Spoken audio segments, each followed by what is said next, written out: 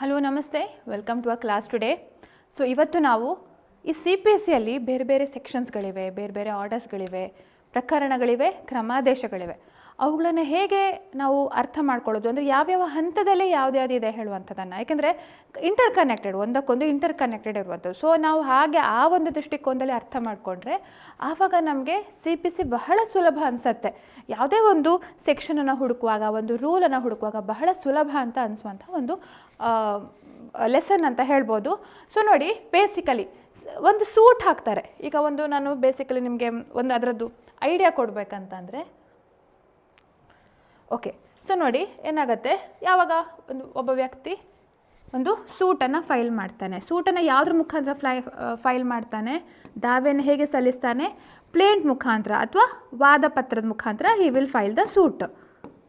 ದಾವೆಯನ್ನು ಸಲ್ಲಿಸಿದಾಗ ಆ ಸೂಟ್ ಅದರಲ್ಲಿ ಏನೇನಾಗುತ್ತೆ, ಎದುರಿನ ಪಾರ್ಟಿಯವರು ಬಂದು ಅವರ ಲಿಖಿತ ಪತ್ರವನ್ನು ಸಲ್ಲಿಸಿದಾಗ, ಅಂದರೆ ರಿಟರ್ನ್ ಸ್ಟೇಟ್ಮೆಂಟನ್ನು ಸಲ್ಲಿಸಿದಾಗ, ಅದಕ್ಕಿಂತ ಮುಂಚೆ ಸಮನ್ಸ್ ಕಳಿಸ್ಬೇಕು. ಸಮನನ್ನು ನೀಡಿದರೆ ಮಾತ್ರ ಎದುರಿನ ಪಾರ್ಟಿಗೆ ಹೋಗುತ್ತೆ. ಸೊ ಅವರು ಬಂದು ರಿಟರ್ನ್ ಸ್ಟೇಟ್ಮೆಂಟನ್ನು ಫೈಲ್ ಮಾಡಿದಾಗ, ರಿಟರ್ನ್ ಸ್ಟೇಟ್ಮೆಂಟ್ ಅಂದರೆ ಲಿಖಿತ ಹೇಳಿಕೆ ಫೈಲ್ ಮಾಡಿದಾಗ ಕೋರ್ಟ್ ಅದನ್ನು ಇಶ್ಯೂಸ್ಗಳನ್ನು, ವಿವಾದಾಂಶ ಅಂತ ಹೇಳ್ತಾರೆ, ಇಶ್ಯೂಸ್ಗಳನ್ನು ಫ್ರೇಮ್ ಮಾಡುತ್ತೆ.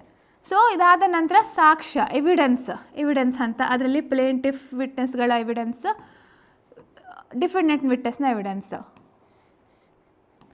ವಾದಿಯ ಸಾಕ್ಷಿಗಳು ಹಾಗೂ ಪ್ರತಿವಾದಿಯ ಸಾಕ್ಷಿಗಳು, ಅವರ ಎವಿಡೆನ್ಸ್ ತಗೊಂಡು ಆಮೇಲೆ ಆರ್ಗ್ಯುಮೆಂಟ್ಸ್ಗಳಾಗ್ತವೆ, ವಾದ ವಿವಾದಗಳಾಗ್ತವೆ, ಆಮೇಲೆ ಲಾಸ್ಟಿಗೆ ಜಡ್ಜ್ಮೆಂಟ್ ಆಗ್ತದೆ.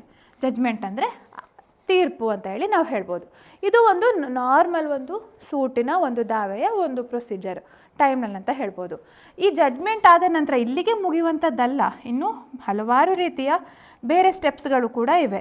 ಏನಾಗುತ್ತೆ, ಈ ಜಡ್ಜ್ಮೆಂಟ್ ಬಂತು, ಪೇಪರಲ್ಲಿ ಮಾತ್ರ ಇದೆ, ಅದನ್ನು ಯಾವ ರೀತಿ ಜಾರಿಗೊಳಿಸ್ಬೇಕು? ಅದು ಎಕ್ಸಿಕ್ಯೂಷನ್ ಮುಖಾಂತರ, ಜಾರಿ ಮುಖಾಂತರ ಜಾರಿಗೊಳಿಸ್ಬೇಕಾಗತ್ತೆ. ಅಥವಾ ಇದು ಇನ್ನೊಂದು ಪ್ಯಾರಲಲ್ ಪ್ರೋಸೆಸ್ ಅಂತ ಹೇಳ್ಬೋದು. ಅಥವಾ ಈ ಜಡ್ಜ್ಮೆಂಟ್ ಅಲ್ಲದೆ, ಜಡ್ಜ್ಮೆಂಟ್ ಸಮಾಧಾನಕರ ಆಗಲಿಲ್ಲ, ಆವಾಗ ನೀವು ಮೇಲ್ಮನವಿ ಹೋಗಬೇಕಾಗತ್ತೆ. ಮೇಲ್ಮನವಿ ಅಂದರೆ ಅಪೀಲ್ ಹೋಗಬೇಕಾಗತ್ತೆ. ಸೊ ಅದು ಕೂಡ, ಅಪೀಲ್ ಕೂಡ ಹೋಗಬೇಕು ಅಲ್ವಾ? ಕೆಲವು ಸಲ ಅಪೀಲ್ಗೆ ಹೋಗುವಂಥ ಅವಕಾಶ ಇರೋದಿಲ್ಲ. ಆವಾಗ ರೆಫರೆನ್ಸ್, ರಿವಿಷನ್ ಅಂತ ಹೇಳುವಂಥ 3 Rಗಳಿವೆ. ಅವುಗಳನ್ನು ಯಾವುದಾದ್ರೂ ಇದು ಮಾಡ್ಬೋದು, ಈ ಪುನರವಲೋಕನ ಅಂತ ಹೇಳುವಂಥದ್ದು. ಸೊ ಹೀಗೆ ನಾವು ಸಿ ಪಿ ಎಸ್ ಅಲ್ಲಿ ಇದೇ ಆರ್ಡ್ರಲ್ಲಿ ಕೊಟ್ಟಿಲ್ಲ, ಆಯಿತಾ? ಇದೇ ಆರ್ಡ್ರಲ್ಲಿ ಕೊಟ್ಟಿಲ್ಲ, ಒಂದೊಂದು ಆರ್ಡ್ರ್ ಒಂದೊಂದು ಕಡೆ ಇದೆ, ಸೆಕ್ಷನ್ಸ್ಗಳಿವೆ, ಎಲ್ಲ ಮಿಕ್ಸಪ್ ಆಗಿಬಿಟ್ಟಿವೆ. ನಮಗೆ ಈ ಪ್ರೊಸೆಸ್ ಅಂತ ಅರ್ಥ ಆದರೆ ಇನ್ನೂ ಹಲವಾರು ಪ್ರೊಸೆಸ್ಗಳಿವೆ. ಇಂಟರ್ಲಾಕ್ಯುಟರಿ ಅಪ್ಲಿಕೇಶನ್ ಹಾಕುವಂಥದ್ದು ಇರ್ಬೋದು, ಅಥವಾ ಕಮಿಷನನ್ನು ಅಪಾಯಿಂಟ್ ಮಾಡುವಂಥದ್ದು ಇರ್ಬೋದು, ಅಥವಾ ಟೆಂಪರರಿ ಇಂಜಂಕ್ಷನ್, ತಾತ್ಕಾಲಿಕ ನಿರ್ಬಂಧಕ ಆಜ್ಞೆಯನ್ನು ತಗೊಳ್ಳುವಂಥದ್ದು ಇರ್ಬೋದು. ಅದೆಲ್ಲದೂ ಕೂಡ ಏನಾಗುತ್ತೆ, ಪ್ಯಾರಲಲ್ಲಿ ಬೇರೆ ಬೇರೆ ಮಧ್ಯದಲ್ಲಿ ಇನ್ನೂ ಎಷ್ಟೋ ಪ್ರಾವಿಷನ್ಸ್ಗಳಿವೆ. ಬಟ್ ಮೇಯ್ನಾಗಿ ಈ ಪ್ರೊಸೆಸ್ ಅಂತ ಹೇಳಿ ನಾವು ಹೇಳ್ಬೋದು. ಸೊ ಹೀಗಿರುವಾಗ ಯಾವ್ಯಾವ ಸೆಕ್ಷನ್ ಯಾವುದಕ್ಕೆ ಹೇಗೆ ಕನೆಕ್ಟೆಡ್ ಇದೆ ಅಂತ ಹೇಳಿ ನಾವು ಈಗ ಸ್ಟೇಜಸ್ ಅಂತ ಆಯ್ತಲ್ವ ನಿಮಗೆ, ನಾವು ಬೇಸಿಕಲಿ ಹೇಳಿದೆ. ಸೊ ಇದನ್ನು ನಾವು ಅರ್ಥ ಮಾಡ್ಕೊಳ್ಳೋದಾದರೆ, ಸೊ ಫಸ್ಟ್ ನಾವು ಒಂದು ಸೂಟ್ಸ್ ಜನರಲ್ ಆಗಿ ಯಾವ್ಯಾವ ಸೆಕ್ಷನ್ಗಳು ಯಾವುದಾದ್ರ ಬಗ್ಗೆ ಹೇಳುತ್ತೆ ಅಂತಂದರೆ, ಫಸ್ಟ್ ಸೂಟ್ಸ್ ಇನ್ ಜನರಲ್ ಹೇಳುವಂಥ ಒಂದು ವಿಭಾಗ ಇದೆ, 9ನೇ ಸೆಕ್ಷನಿಂದ 35B ತನಕ. ಸೊ ಅದರಲ್ಲೇ ಹೇಳ್ತಾರೆ ಯಾವಾಗ ಸೂಟನ್ನು ಫೈಲ್ ಮಾಡ್ಬೋದು, when suit may be filed, ಅಥವಾ ವೇರ್ ಸೂಟ್, ವೆನ್ ಅಂದರೆ ಈಗ ಸೂಟ್ಸ್ ಆಫ್ ಸಿವಿಲ್ ನೇಚರ್ ಇರ್ಬೋದು, ರೆಸ್ ಜುಡಿಕೇಟಾ, ಅಥವಾ ಕೆಲಸ ಸೂಟನ್ನು ಫೈಲ್ ಮಾಡಲಿಕ್ಕೆ ಸಾಧ್ಯ ಇಲ್ಲ, ಅದು ಫಾರಿನ್ ಜಡ್ಜ್ಮೆಂಟ್ಸ್ಗಳಿರುವಂಥದ್ದು, ಅದೆಲ್ಲವೂ ಕೂಡ ಇಲ್ಲಿ ನಾವು ಕಾಣ್ತೇವೆ. Next where suit shall be filed, ಅದರದ್ದು ಅಧಿಕಾರ ವ್ಯಾಪ್ತಿ, ಜ್ಯೂರಿಡಿಕ್ಷನ್ಗೆ ಸಂಬಂಧಪಟ್ಟ ಹಾಗೆ, ಅಥವಾ ಟ್ರಾನ್ಸ್ಫರ್ ಮಾಡುವಂಥ ಕೇಸಸ್ಗಳು, ಅದೆಲ್ಲವೂ ಕೂಡ ನಾವಿಲ್ಲಿ ಕಾಣ್ತೇವೆ. ಸೆಕ್ಷನ್ 15ರಿಂದ 25. ಹೇಗೆ ಸೂಟನ್ನು ಹೇಗೆ ಫೈಲ್ ಮಾಡೋದು, ಫ್ರೇಮ್ ಆಫ್ ಸೂಟ್ಸ್ ಅಂತ ಇದೆ. ಸೂಟನ್ನು ಫೈಲ್ ಮಾಡುವಾಗ 2 ಕೊಡಬೇಕು, 2 ಡೂಪ್ಲಿಕೇಟಲ್ಲಿ ನೀಡಬೇಕು ಹೇಳುವಂಥದ್ದು. ಅದು ಫುಲ್ ಒಂದು ಲಾಂಗ್ ಲಿಸ್ಟ್, ಸೆಕ್ಷನ್ 26 ಅದಕ್ಕೆ ಸಂಬಂಧಪಟ್ಟದ್ದು. ಹಾಗೆ ಆರ್ಡರ್ 1ರಿಂದ 4 ಪಾರ್ಟೀಸ್ಗಳು ಹೇಗೆ, ರೆಕಗ್ನೈಸ್ಡ್ ಏಜೆಂಟ್ಸ್ ಆ್ಯಂಡ್ ಪ್ಲೀಡರ್ಸ್ ಹೇಗಿರ್ತಾರೆ, ಆ ಪ್ಲೇಂಟನ್ನು ಹೇಗೆ ಡ್ರಾಫ್ಟ್ ಮಾಡಬೇಕು, ಅಥವಾ ರಿಟರ್ನ್ ಸ್ಟೇಟ್ಮೆಂಟ್ ಹೇಗಿರಬೇಕು. ರಿಟರ್ನ್ ಸ್ಟೇಟ್ಮೆಂಟ್ ಬಗ್ಗೆ ಇಲ್ಲಿಲ್ಲ, ಸಾರಿ. ಇದು ಪ್ಲೀಡಿಂಗ್ಸ್ ಮತ್ತು ಇದರದ್ದು ಅಂದರೆ ಫೈಲ್ ಮಾಡಿದ ನಂತರ ರಿಟರ್ನ್ ಸ್ಟೇಟ್ಮೆಂಟ್ ಬರುವಂಥದ್ದಲ್ವಾ. ಸೊ ಪ್ಲೀಡಿಂಗ್ಸ್ ಮತ್ತು ಪ್ಲೇಂಟ್, ಆರ್ಡರ್, ಈ ಆರ್ಡರ್ ಎಲ್ಲ ಯಾವ ರೀತಿ ಇದಾಗತ್ತೆ ಅಂತ ಹೇಳುವಂಥದ್ದು. ನೆಕ್ಸ್ಟ್ ಸೂಟ್ ಫೈಲ್ ಆಯಿತು, ನೆಕ್ಸ್ಟ್ ಹೇಗೆ ಅದನ್ನು ಡಿಸ್ಪೋಸ್ ಮಾಡುವಂಥದ್ದು, ಅಂದರೆ ಅದು ಮುಂದುವರ್ಸ್ಕೊಂಡು ಹೋಗೋದು ಹೇಗೆ ಅಂತ. ಸೊ ಸೂಟ್ ಫೈಲ್ ಮಾಡಿದ ನಂತರ ಸಮನ್ಸ್ಗಳನ್ನು ನೀಡ್ತಾರೆ, ಸಮನ್ ನೀಡಿದ ನಂತರ ಆರ್ಡರ್ 5 ಅದಕ್ಕೆ ಸಂಬಂಧಪಟ್ಟದ್ದು. ಅದ್ರ ನಂತರ ಇವನು ಪ್ರತಿವಾದಿ ಡಿಫೆಂಡೆಂಟ್ ಬಂದು ಲಿಖಿತ ಹೇಳಿಕೆಯನ್ನು ಸಲ್ಲಿಸಬೇಕು, ಆರ್ಡರ್ 8. ಹಾಗೆ ಇನ್ನೂ ಸುಮಾರು 8, 9, 10, 11, 12, 20 ತನಕನೂ ಸಹ ಆ ಹಂತ ಏನಿದೆ ಅದ್ರ ಬಗ್ಗೆ ಹೇಳುತ್ತೆ, ಆ ಸೂಟನ್ನು ಹೇಗೆ ಜಡ್ಜ್ಮೆಂಟ್ ತನಕ ತರೋದು ಅಂತ. ಆಯಿತಾ? So section 33 judgment, section order 20 ಜಡ್ಜ್ಮೆಂಟ್ಗೆ ಸಂಬಂಧಪಟ್ಟದ್ದು. ಹಾಗೆ ಉಳಿದಿದ್ದು ಕಾಸ್ಟ್ಗಳು, ವೆಚ್ಚಗಳು ಅಥವಾ ಅದ್ರ ಬಗ್ಗೆನೇ ಇರುವಂಥ 35B ಮತ್ತು ಆರ್ಡರ್ 20A ಅದಕ್ಕೆ ಸಂಬಂಧಪಟ್ಟದ್ದು. ಸೊ ಇದು ಸಹಜವಾದಂಥ ಜನರಲ್ ಆಗಿ ಸೂಟ್ಸ್ಗಳು ಯಾವ ರೀತಿ ಸೆಕ್ಷನ್ಸ್ಗಳನ್ನು ಹೇಗೆ ನೀಡಿದ್ದಾರೆ ಅಂತ ಹೇಳುವಂಥದ್ದು. ಇನ್ನು ಸೂಟ್ ಆದ ನಂತರ ನಿಮಗೆ ಜಡ್ಜ್ಮೆಂಟ್ ಸಮಾಧಾನಕರವಾಗಲಿಲ್ಲ ಅಂತಂದರೆ ನೀವು ಅಪೀಲ್ ಹೋಗ್ಬೋದಲ್ವಾ. ಸೊ ಅಪೀಲ್ಗೆ ಸಂಬಂಧಪಟ್ಟ ಹಾಗೆ ಯಾವುದಕ್ಕೆ ಎಷ್ಟು ರೀತಿ ಅಪೀಲ್ಸ್ಗಳಿವೆ ನೋಡಿ. ಒಂದು appeals from original decree. Appeals from original decree ಅಂದರೆ ಬೇಸಿಕ್ ಫಸ್ಟ್ ಕೋರ್ಟ್ ಇದೆಯಲ್ಲ, ಆ ಕೋರ್ಟಿಂದ ಜಡ್ಜ್ಮೆಂಟ್ ಬಂದಿದೆ, ತೀರ್ಪು ಬಂದಿದೆ, ಅದರ ಮೇಲೆ ಮೇಲ್ಮನವಿ ಹೋಗುವಂಥದ್ದು. ಇದು ಅಪೀಲ್ ಫ್ರಮ್ ಒರಿಜಿನಲ್ ಡಿಕ್ರಿ. ಇನ್ನು ಈ ಕೋರ್ಟಲ್ಲಿ ಇದರಲ್ಲಿ ಜಡ್ಜ್ಮೆಂಟ್ ಬಂತು ಅಂದರೆ ಬೇಸಿಕಲಿ ಒಂದು ಟ್ರಯಲ್ ಕೋರ್ಟ್ ಇದೆ ಅಲ್ವಾ, ಬೇಸಿಕ್ ಕೋರ್ಟ್ ಆಫ್ ಲೋವರ್ ಇದು. ಇಲ್ಲಿಂದ ಈ ಜಡ್ಜ್ಮೆಂಟಿಂದ ಏನಾಯಿತು, ಇಲ್ಲಿ ಈ ಅಪಿಲೇಟ್ ಕೋರ್ಟಲ್ಲಿ ಅಪೀಲ್ಗೆ ಹೋದರು. ಈ ಅಪಿಲೇಟ್ ಕೋರ್ಟು ಒಂದು ಜಡ್ಜ್ಮೆಂಟ್ ಮಾಡ್ತು. ಸೊ ಇದು ಒರಿಜಿನಲ್ ಡಿಕ್ರಿ, ಇದು ಅಪಿಲೇಟ್ ಡಿಕ್ರಿ ಅಂತ ಹೇಳ್ತಾರೆ. ಈ ಮೇಲ್ಮನವಿಯ ಕೋರ್ಟ್ ಏನಿದೆ, ನ್ಯಾಯಾಲಯ ಇದೆ, ಅದು ಒಂದು ಜಡ್ಜ್ಮೆಂಟ್ ನೀಡಿದರೆ ಅಪಿಲೇಟ್ ಡಿಕ್ರಿ. ಇದ್ರ ಮೇಲೆ ಅಪೀಲ್ ಹೋಗ್ಬೋದಾ? ಮತ್ತೆ ಎಲ್ಲ ಸಂದರ್ಭದಲ್ಲಿ ಹೋಗ್ಲಿಕ್ಕಿಲ್ಲ, ಬಟ್ ಹೋಗಬಹುದು.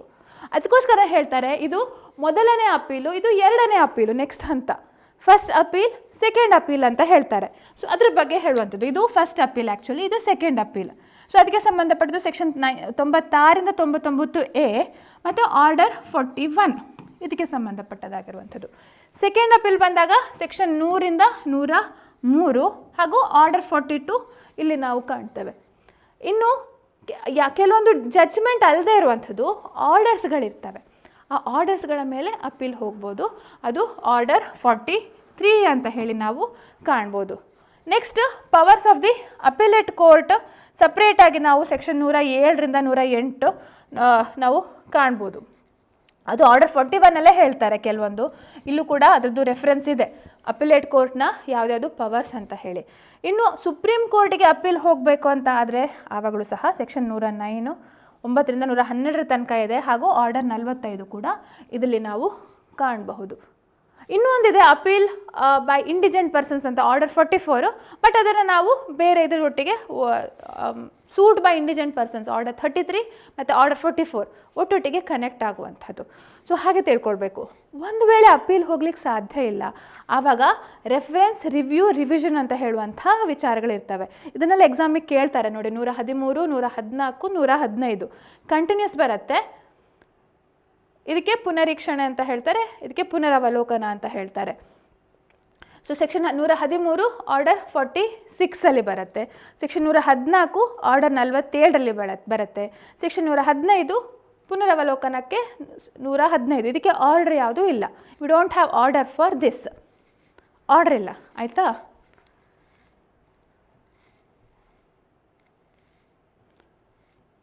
ನೆಕ್ಸ್ಟ್ ಒನ್ ಅಪೀಲ್ ಒಂದು ರೀತಿ ಬೇರೆ ರೀತಿ ಆದರೆ, ಇನ್ನು ಎಕ್ಸಿಕ್ಯೂಷನ್ ಯಾವ ರೀತಿ ಅಮಲ್ಜಾರಿ ಮಾಡ್ತಾರೆ, ಜಡ್ಜ್ಮೆಂಟ್ ಆದ ನಂತರ ಅದನ್ನು ಜಾರಿಗೆ ತರಬೇಕಲ್ವಾ.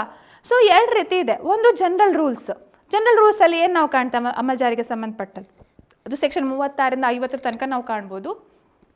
ಯಾವ ನ್ಯಾಯಾಲಯ ಅಮಲ್ಜಾರಿ ಮಾಡ್ಬೋದು ಅಥವಾ ಆ ರೀತಿಯ ಅಮಲ್ಜಾರಿ ಮಾಡಲಿಕ್ಕೆ ಏನೇನು ಪ್ರತಿಬಂಧಗಳಿವೆ, ಲಿಮಿಟೇಷನ್ ಏನಿದೆ, ಹಾಗೂ ಯಾರು ಪಾರ್ಟೀಸ್ಗಳಾಗ್ಬೋದು, ಪಕ್ಷಗಾರರು ಯಾರು ಆಗ್ಬೋದು, ಜಡ್ಜ್ಮೆಂಟ್ ಡೆಟರ್, ಡಿಕ್ರಿ ಹೋಲ್ಡರ್ ಅಂತ ಹೇಳ್ತಾರೆ, ಯಾರ್ಯಾರು ಆಗ್ಬೋದು ಅಂತ ಹೇಳುವಂಥ ವಿಚಾರ ನಾವಿಲ್ಲಿ ಕಾಣ್ತೇವೆ.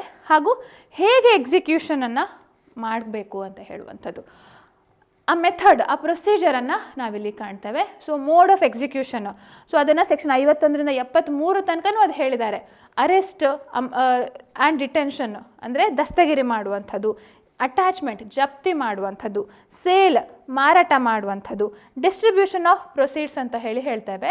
ಸೊ ದಾಮಾಶಯದಂತೆ ಅದನ್ನು ಹಂಚುವುದು ಅಂತ ಹೇಳ್ತಾರೆ. ಮಾರಾಟದಿಂದ ಹಣವನ್ನು ಅದನ್ನು ಹಂಚುವುದು, ರೇಟೇಬಲ್ ಡಿಸ್ಟ್ರಿಬ್ಯೂಷನ್ ಆಫ್ ಪ್ರೊಸೀಡ್ಸ್ ಅಥವಾ ಅಸೆಟ್ಸ್ ಅಂತ ಹೇಳಿ ಸೆಕ್ಷನ್ 73ರಲ್ಲಿ ನಾವಿದು ಕಾಣ್ಬೋದು. ಹಾಗೆ ಅಮಲ್ ಜಾರಿಗೆ ಯಾರಾದರೂ ಪ್ರತಿರೋಧ ಒಡ್ಡಿದರೆ ಅದಕ್ಕೆ ಸಂಬಂಧಪಟ್ಟದ್ದು ಸೆಕ್ಷನ್ 74. ಇದೆಲ್ಲ ಪ್ರೊಸೀಜರಲ್ ಮ್ಯಾಟರ್ಸ್ಗಳಲ್ಲಿ ನಾವು ಕಾಣ್ತೇವೆ. ಇನ್ನು ಅದರ್ ಪ್ರಾವಿಷನ್ಸ್, ನಾವು ಇದನ್ನು ಮಿಸ್ಲೆನಿಯಸ್ ಅಂತ ಹೇಳ್ಬೋದು. ಬಟ್ ಮಿಸ್ಲೆನಿಯಸ್ ಪ್ರಾವಿಷನ್ ಸೆಕ್ಷನ್ 137ರಿಂದ 158 ಬಹಳ ಮುಖ್ಯ, ಅದನ್ನು ಓದಲೇಬೇಕಂತ ಹೇಳಿದ್ದೇನೆ. ವೆರಾಸ್ ಈ ಎರಡು ಏನಿದೆ ಪಾರ್ಟ್ 9, ಪಾರ್ಟ್ 10 ಇದನ್ನು ನಾವು ಹಾಗೆ ಬಿಟ್ಬಿಡ್ಬೋದು. ವಿ ಕ್ಯಾನ್ ಒಮಿಟ್ ದಿಸ್, ಇದನ್ನು ನಾವು ಹಾಗೆ ಬಿಡಬಹುದು. ಆಯಿತಾ? ಸೊ ಇದೊಂದು ಜನರಲ್ ಆಗಿ ಸೂಟ್ಸ್ಗಳು ಯಾವ ರೀತಿ ಇರ್ತವೆ ಅಂತ ಹೇಳುವಂಥದ್ದು. ಅಂದರೆ CPCಯ ಪ್ರಾವಿಷನ್ ಸೆಕ್ಷನ್ಸ್ಗಳು ಏನಿವೆಲ್ಲ ಅವುಗಳನ್ನು ಯಾವ ರೀತಿ ಡಿವೈಡ್ ಮಾಡಿದ್ದಾರೆ, ಪ್ಲಸ್ ಅದಕ್ಕೆ ಸಂಬಂಧಪಟ್ಟ ಆರ್ಡರ್ಸ್ಗಳನ್ನು ನಾವು ಇದರಲ್ಲಿ ತಿಳಿಸ್ಕೊಟ್ಟಿದ್ದೇವೆ. ಇನ್ನೊಂದು ರೀತಿ ಬಂದರೆ ಎಸ್, ಸೊ ಇದನ್ನು ನಾವು ಆವಾಗ ನೋಡಿದಲ್ಲ, ಡಿಸ್ಕಷನ್ ಮಾಡಿದ್ದು.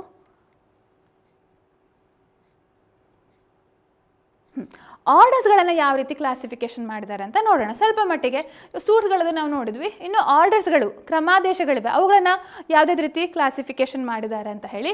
ಸೊ ಫಸ್ಟ್ ಒನ್, ಆರ್ಡರ್ 1ರಿಂದ 20A ತನಕ ನಾವೇನು ಕಾಣ್ತೇವೆ, ಸಂಪೂರ್ಣವಾಗಿ ಪ್ರೊಸೀಜರೇ.